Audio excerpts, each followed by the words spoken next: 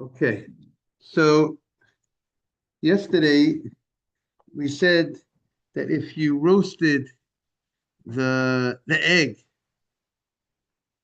even a slight roast, that it's enough roasted the egg in order that it's capable of rolling, right? It reached the level of rolling, that's enough considered it's a certain level of cooking.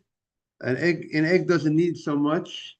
An egg, there are people, there are cantors, or some people that eat a raw egg, but that's not the norm.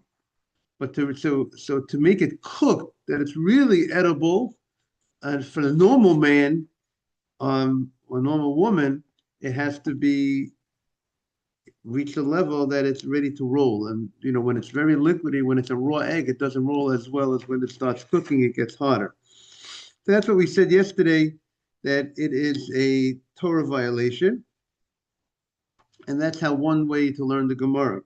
The other way we learn, the other position of learning the Gemara is that the derivative of fire has the same status as fire itself. And that's what the Gemara was teaching us. Good morning, Asaf. Boker Tov. The Gemara was teaching us that you can't go ahead and use the derivative of fire, like let's say the tea kettle, to go ahead and put the egg against the wall of the tea kettle, and it's going to go ahead and cook, even though it's not being cooked by a fire, but it's cooked by something that was heated from a fire. Heated from a fire and fire directly have the same law. Those are the two positions in the Gemara. And really the bottom of 38b 4 is the last two lines. Amar Reder Ravina, Reder Ravina says, Af ana na mitenina. We also learned in the Mishnah, supporting this position, that Rabbi Yosef said, good morning, Ralph. That Rabbi Yosef said that if you place the egg by the side, good morning, Adam, to place the egg the side of a tea kettle, and it heats up from that source, that it would be a violation, chatat, it would be a sin offering, that means a Torah violation. Good morning, Mars. So we're saying that is also learned in the Mishnah. We could also deduce it, derive it from the Mishnah. So again, we're now on 39a1. We're proving from the Mishnah that the law that we stated, that if you roast an egg, the amount that it will be able to roll, and you roasted it by using the derivative of heat, a fire, you roasted it on a pot, using you leaned it against a pot that was heated from fire, that it would be in Torah violation. And now the Gemara says, I have a support to that. Where is the support? So now on 39a. Kol sheba b'chamin l'fnei Shabbat. Any salty food that was in hot water before Shabbat, or we'll say it differently. We'll correct that. No, it's correct. Any salty food that was cooked. How was it cooked? It was cooked. You had a salty food and you placed it in hot boiling water before Shabbat. So the hot boiling water before Shabbat, now that makes that food edible to be eaten. So once it was, so to speak, cooked before Shabbat, how did you cook it before Shabbat, David? Because you placed this salty food in hot water before Shabbat. So that hot water cooked this salty food. And now, shorin oto, you could go ahead, that food, you could go ahead now, that salty food, you could go ahead and soak it b'chamin b'Shabbat. Now you could take that salty food and put it into hot, hot water on Shabbat. Why? Because it was already prepared before Shabbat. It was already cooked before Shabbat. So this act of placing it into the hot water on Shabbat is something called bishul acha bishul. It's already cooked. You're not cooking. You can't cook the food, the solid. We spoke about the idea of a liquid, but a liquid that was cooked before Shabbat and now there's a liquid. We're strict. We say there's a problem. You can't recook a liquid. Therefore, if you put on a hot plate on Shabbat, right? When it comes to a solid, you're just keeping it warm. When it comes to a liquid, we're more strict, and we say that a liquid, once it was cooked, and now it's cooled down. Now it's subject to another cooking. Right? We're more strict when a liquid. That's why we spoke about when it comes to putting food on a hot plate on Shabbat. The people that are lenient to put food on a hot plate on Shabbat or put food on a blech on Shabbat is only solids. They don't put liquids. Right? They don't on Shabbat. They don't take out of the refrigerator. Right, David? What did you take out of the refrigerator? Maybe take out a piece of chicken that's already cooked. You might take out a piece of deli, piece of kugel, but you won't take out a liquid on Shabbat. Because a liquid, we're afraid we're more strict. We say that it has subject to cooking even though it was cooked before, but once it cools down, it's still subject to cooking again. In contrast to a salad. Now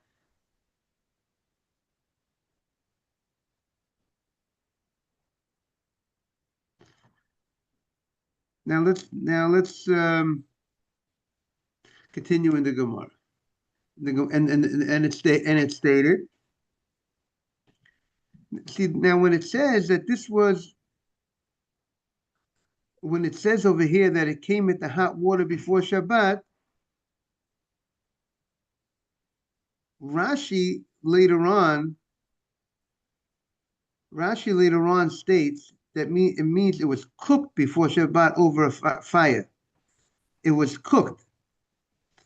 This food, this salty food, was cooked before Shabbat over a fire.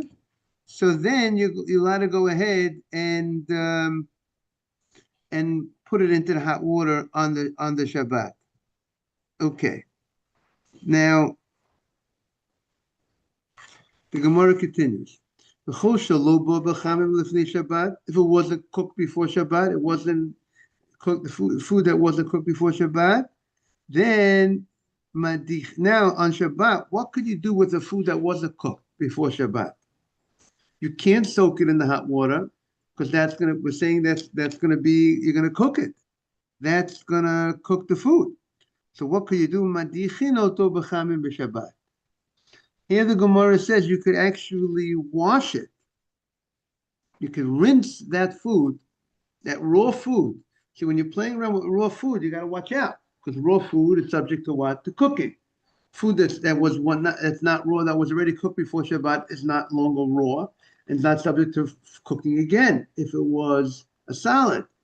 And here we're saying if it did not get cooked before Shabbat, we allow you to rinse it with hot water on Shabbat, meaning we're saying it's not going to cook.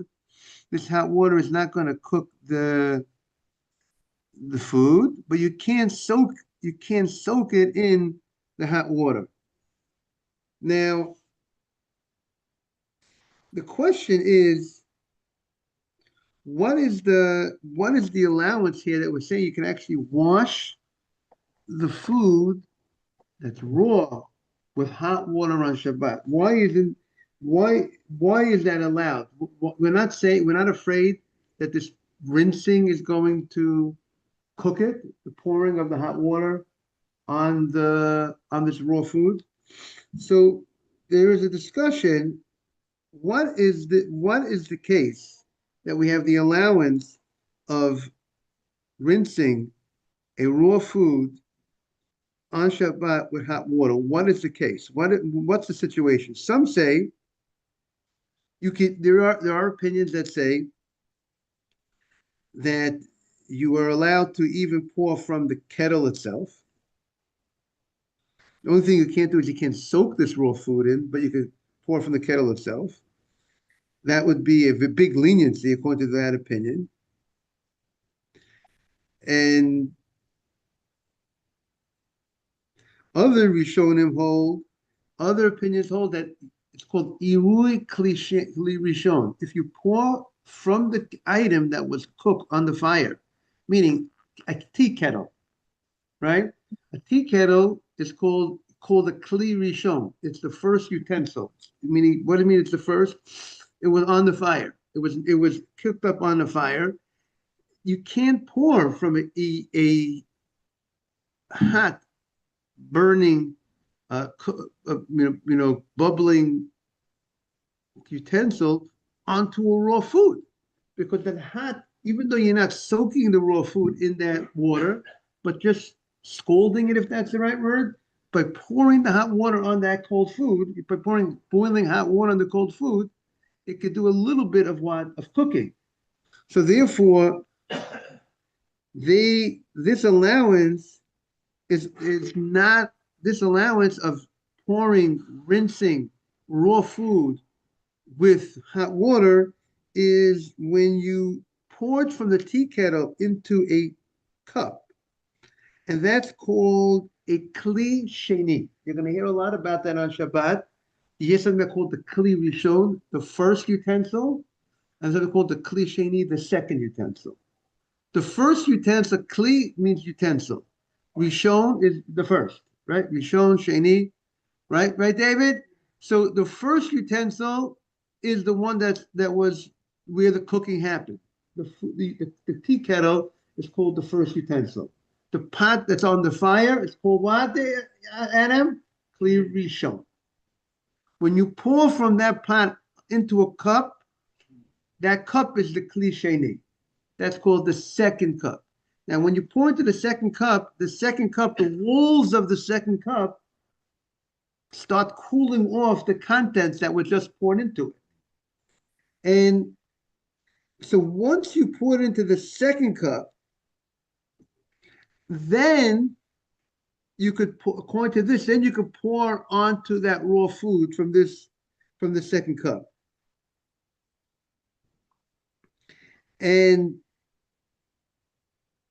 according to this, when the Mishnah forbade you to soak in hot water, right? We said this Mishnah says you can't soak a food that was not cooked. You can't soak it in hot water, but you could go ahead and rinse it in hot water, right? So the hot water is the hot water is in the same situation. They're both. The only difference is one you're rinsing with the hot water, and one is what you're cooking. You're soaking. So we're saying hot water on a food that was not cooked before Shabbat, you can't soak it in that hot water. But you could actually pour from that hot water. So what? And we're stating, according to this opinion, what is this hot water? This hot water is the Kli Sheni. It's not the original tea kettle that was cooked. So it would come out that you can't soak a raw food, something raw, in a Kli Sheni, in the second utensil, not the utensil that was directly on the fire, right? And talking about soaking the food in that utensil, in that boiling hot pot of water, rather the second utensil. So it would come out that when the Mishnah forbade you to soak, it's even forbidding you to soak a non-cooked food in a second kli, in a Kli Sheni. Now,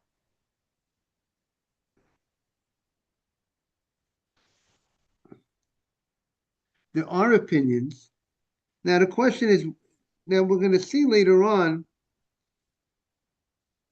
regarding does a second utensil have the same ability to cook as the first utensil? We know a pot that was on the fire, even though you remove the pot from the fire, let's say you boiled up a pot of water and you remove the pot from the fire, if it's still bubbling, if it's still hot enough, if you put your hand in put your hand in, you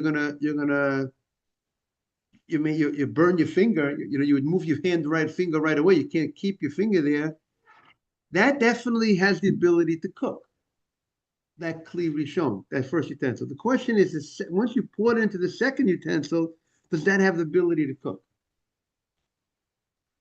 So this opinion, even if you say it doesn't have the ability to cook, so it looks like cooking.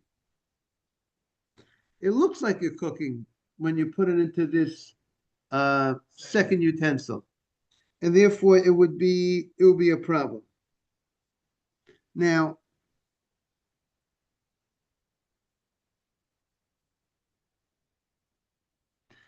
the Ramah, that's the Ashkenaz rabbi, points out there are certain types of foods that are called kalei habishul.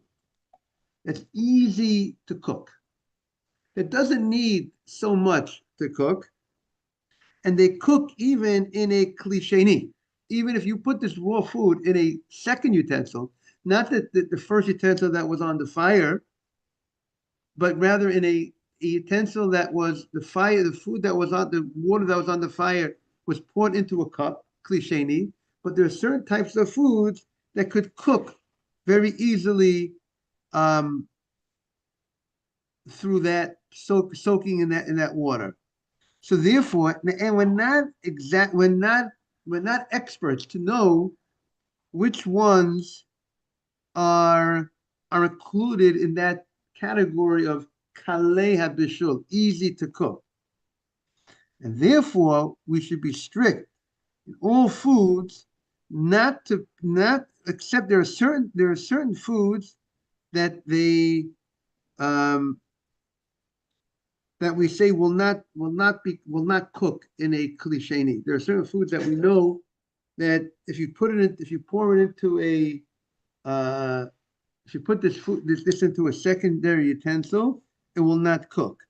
But besides those that we know that won't cook, you should be strict. Let's say making a tea on Shabbat, right? A tea bag. So if you pour water from the tea kettle, from the urn into a cup, so now the cup is a klisheni. So now, can you put a tea bag into that cup? The tea leaves are raw, right? Ralph, am I right? These are raw leaves. So you're cooking now. Everybody would agree you can't take the tea leaves and put it into the pot. That's that original pot. You have to boil. Let's say you boil the pot of water. You want to put the tea leaves into that pot, because that's a kli rishon. That fully cooks. But the question would be, can I put those tea leaves into the cup to make my tea on Shabbat? But because we're saying, good morning, Ezra, we're saying that a klisheni, there are many things that the klisheni will cook. There are many things we don't know which one. There are only certain things that we know that it won't cook, but many things that it might cook, it might be easy to cook. So then we can't put a tea bag into that cup, right? If we want to make a tea on Shabbat. So what do you do about making a tea on Shabbat? So the way they make the tea on Shabbat is that they pour from after you pour the water into the cup, they take that cup and they pour into another cup. So that next cup, that second cup, is called kli shlishi. It's the third utensil on the table. The urn or the tea kettle is called kli rishon, and then pour it into a cup. The cup is called, the first cup that you pour it into is kli sheni. And the second cup that you pour it into is called what, Adam? Kli shlishi. So this is what people do with like tea. Exactly. Okay, I feel like here on Shabbat, it doesn't seem like they do it with the hot water. What do they do? How do they make? What do they do with it?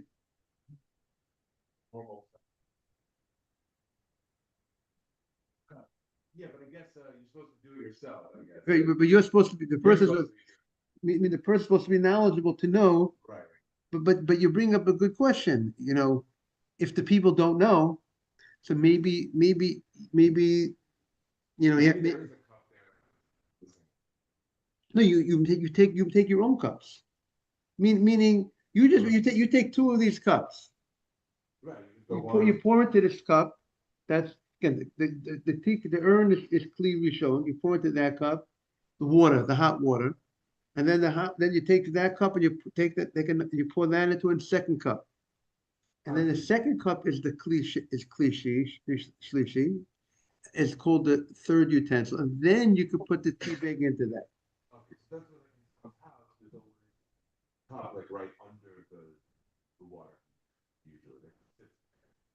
So, what some people do is before Shabbat is they take a cup of tea bags and they actually pour water into that cup, onto the tea bags before Shabbat. And then on Shabbat they just use that water. Like coffee. Right. It's like a concentrate, like it's called tea sense. That's what they call it, I think. And that's what they use on Shabbat. So therefore it's already cooked.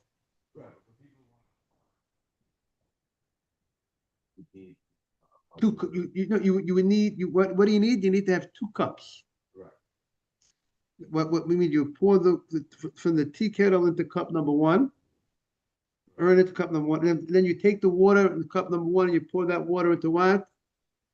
Cup number two, and then to put the tea bag into cup number two. But for people who use the big water heater, that's number one. Water that the urn, that's the one. Yeah. That's number one. And then the one cup always sits on the middle. So it's like everyone can be cup number two, and then everyone obviously has their own cup number three. Oh, that's what they do. They keep a cup under the urn. That's what I'm saying. Just kind of sits there, and so like you bring your own cup with your tea bag, you go to the urn, put it into the cup number two, and then you can pour it from the cup, and everyone can kind of share the cup number two. That's a great thing. But that's a great thing. Therefore, everyone, no one's using their first cup is not being the one where the tea is being made. If their tea is made in their second cup. Yes. Right. Right. So that's a very good thing. You can't mix it. Doesn't put the initiative on someone to grab a second cup. It's automatic. It's part of the process. Yeah. But then also what I would say is it's also best to when you have that you have cup number one, pour the water into cup number two, and then to put the tea bag in. Instead of having cup number one pour directly onto the tea bag in cup number two. Oh yeah, no. So cup number two is shared. That everyone. I'm sorry. Again, you have the tea kettle. The urn is called utensil one. Right. Then you have two cups. There's a general. You're saying that let's say leave a cup that the water goes into a cup and that cup water that goes in that cup, you pour that water into another cup. Into the third cup. Right, or third utensil, right? Right, third utensil. Because it's only we're using two cups and one urn, right? What are we using on the one urn and two cups. So what I would say is now we have to see exactly the Sfardi halacha what they say, but the Ashkenazim will tell you pour the water from cup number one into cup number two, and then dip the tea bag in. As opposed to having the tea bag in. What's the logic? Because if you pour the contents of cup number one into cup number two first, then the walls of cup number two cool off prior to the water hitting the tea bag, and then you put the tea bag in. Is it clear? But if you have the tea bag waiting in an empty cup number two, and you have the hot water from the cup number one, and you pour it directly onto that second cup, you didn't gain. It's called pouring from a kli sheni, but it's still you could have gained more. You gain more by letting it go into the walls of the second cup, and then subsequent cooling it. That will cool it down, and then put the tea bag in. That is a little bit about the tea. Now it makes something a little bit clearer. Now, in the many homes, they call it the Altaheim from Europe, or in my home growing up, many homes they take a number of tea bags before Shabbat. David, you got to tell me if you've seen that or not. They take a number of tea bags before Shabbat, and they pour water before Shabbat onto those tea bags. And then it's like concentrated tea, right? Let's say you took 4 tea bags and you pour it on. And so now what do you got there? You pour some water, you put a couple of ounces of water, you got real the tea sense. I don't know what's the word for it, I don't know what you call it. And then on Shabbat, and they keep that warm. See, maybe the Sfardim might not, and then on Shabbat they use that when they're making a tea. They'll pour the water. It's a little bit. Right, but they're using tea. What they're not using tea bags on the Shabbat. Yeah. They're using that thing that was made, the concentrated liquid that it was made before Shabbat, and they're pouring it into. And then they'll take a cup from the urn. They'll pour the cup. The urn will pour into the cup, and then they'll take that tea sense and they'll put it into the cup. So that's how to avoid, to get away from any issues of possibly, good morning, of cooking tea on Shabbat. This will prevent the issue. So that's what then, because maybe not everyone's going to be excited about using a raw tea bag, even by using 2 cups. Even if you use 2 cups and the second cup has the status of a kli shlishi, as a third utensil, but it's still boiling hot. And there are opinions that say that you can't make a tea that way, that put a tea bag into that second cup. So therefore, to avoid the issue, they just make the tea sense. They make it before Shabbat. They cook up the tea bags before Shabbat. That's the reason for those opinions. Okay, now, so therefore, in general, if we're not going to take a raw food and put it into cup number 1, right? Cup number 1 that you filled up from the urn into cup number 1, because there are certain foods that are very easily cooked, even if they're not they don't even require the kli rishon. They don't require the utensil that came from the fire. Even they have the ability to cook, even if you poured from the utensil that was on the fire into a cup number 1, which is called utensil number 2. Some foods easily cook, and therefore, if you want to do anything on Shabbat with a food that's raw, we say make sure it goes into a kli shlishi, goes into the third utensil, which that's in our case is the second cup is the third utensil. The urn is utensil number 1, cup number 1 is called utensil number 2, and cup number 2 is called utensil number 3. Is that clear? That's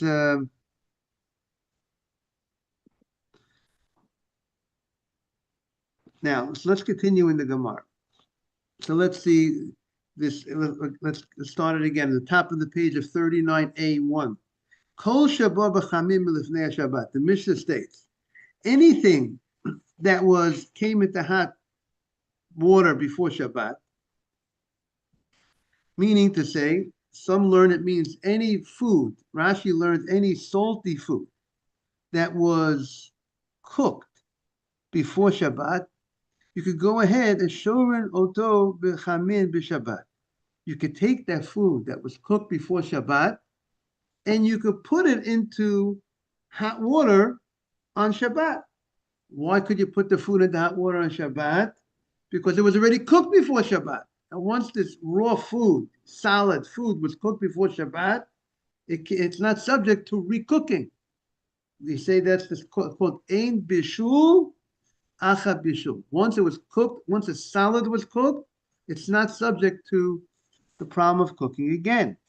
However, v'chosha lo ba b'chamim l'fnei Shabbat, anything that did not come in, was not cooked before Shabbat, any, let's say, salty food that the Gemara is talking about, then you cannot soak it on Shabbat, because if you soak it in that hot water, it's cooking, right? Madichan, but what can you do? Madichan oto b'chamin b'Shabbat.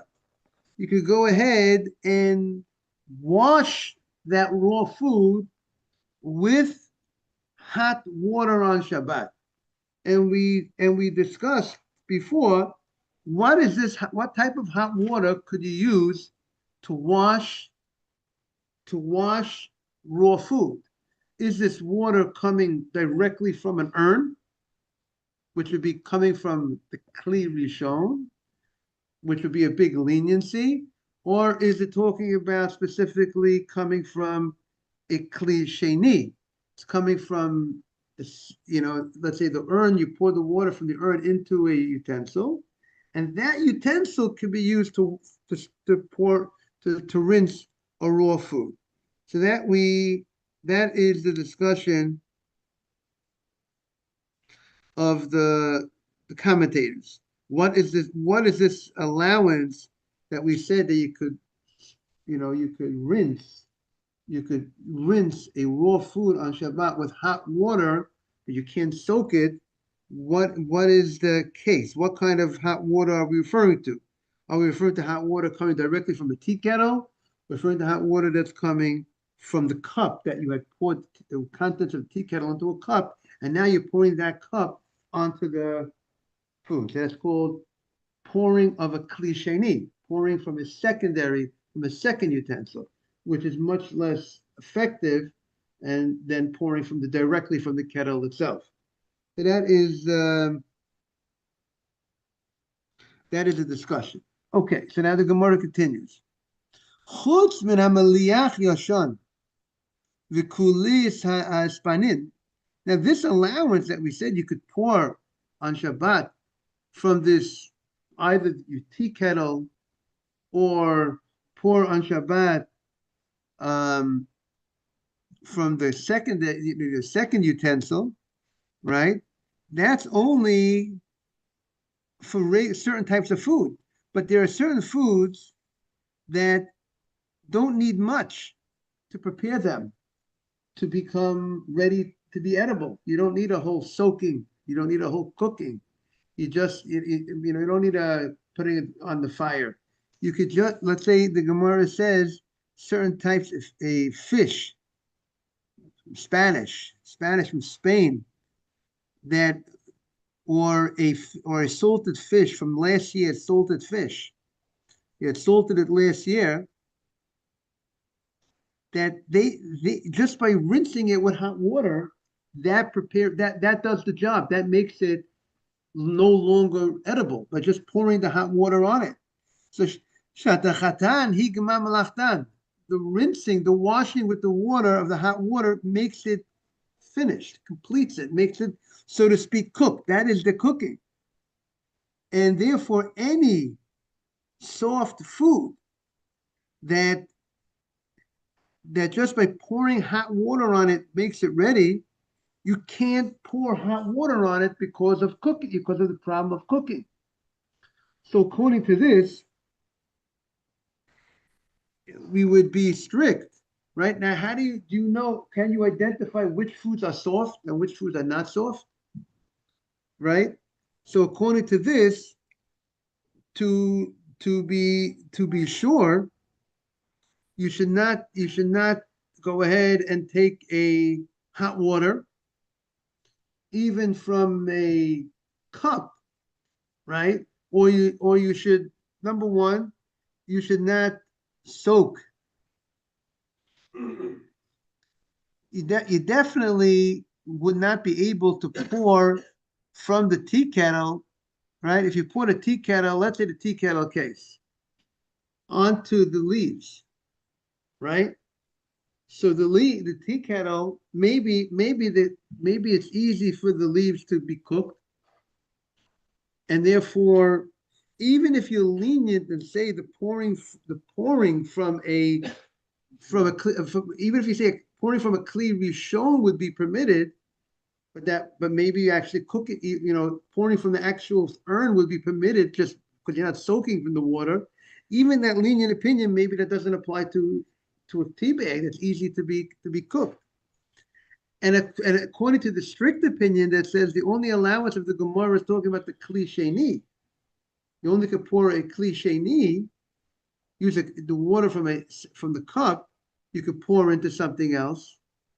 So therefore, but items that are easily cooked, there's a problem even on a cliche to pour directly onto it. Therefore, you should make sure it's a cliche.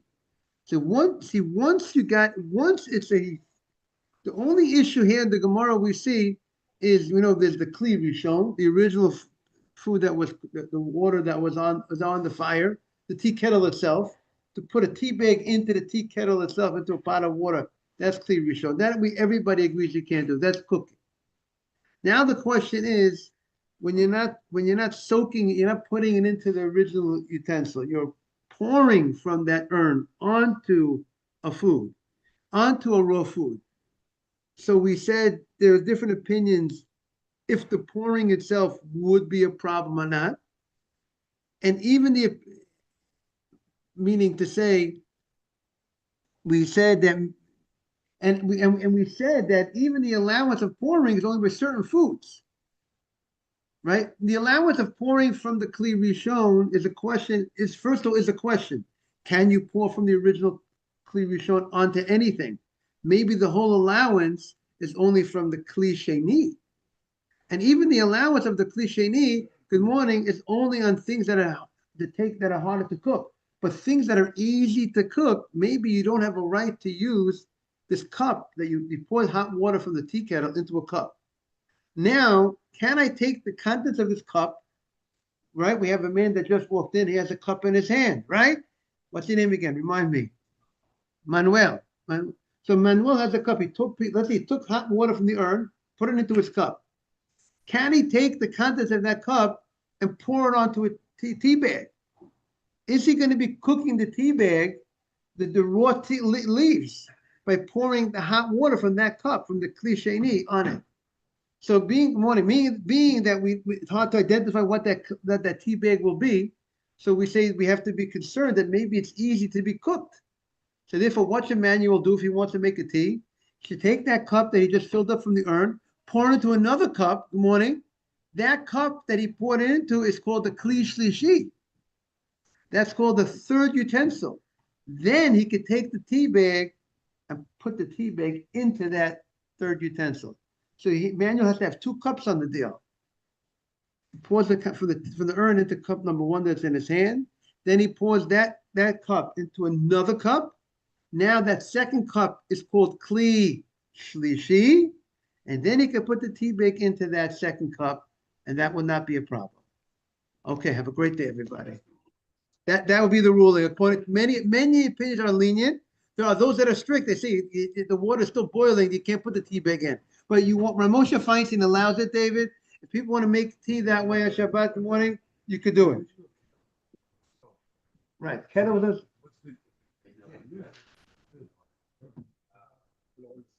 But you could take that. But you could take that water, put it into cup number one, then pour that cup number one into cup number two, and then put the tea bag in. So it's going to serve you good. Or you know what? Right. You want if you want to, you like hot water. You want to drink hot water, and let's say you prepared the tea cents before Shabbat. So now you have put it right in. And the tea, as long as the tea cents, we can see it, but if we keep the tea cents hot before throughout the Shabbat. Have a great day, everybody. Take care.